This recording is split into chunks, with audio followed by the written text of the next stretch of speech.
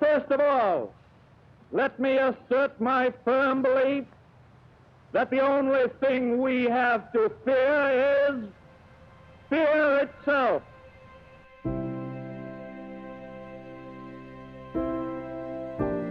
Here was this aristocrat from Dutchess County, confined to a wheelchair, Harvard educated, but because of his almost innate sense of communication skills and the medium of radio, he was transported into the living rooms of almost every home in America. And in our household, FDR was a demigod. He was the voice that always gave them hope. My parents really worshiped FDR. And it was not just because of policies. They felt connected to him because of that great warm radio voice and that amazing ability that he had to speak directly to the fears and the hopes of the American people. I can assure you that it is safer for you to keep your money in a reopened bank than to keep it under the mattress. FDR and the Great Depression and the New Deal was an amazing time because FDR was about establishing hope, trying to bring hope back to life for a people that caught in this unbelievably chaotic period of economic chaos and stress. In a lot of ways, FDR was actually an extremely unlikely figure to become a sort of moral and visionary leader in the ways that he did.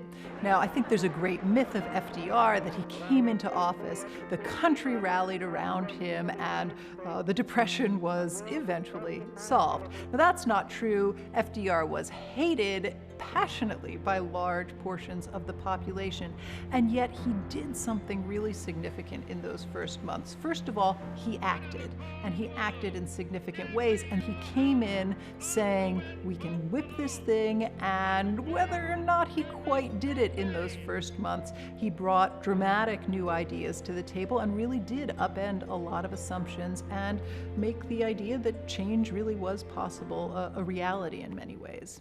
This great nation will endure as it has endured, will revive and will prosper.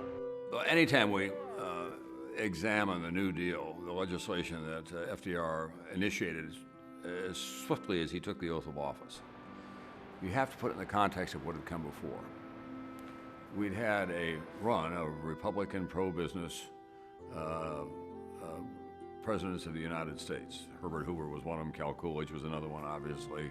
FDR came along and determined that something much bolder was needed to save the country, to provide a kind of a lifeboat, if you will, legislatively. So the New Deal was a real upheaval of everything that had gone before.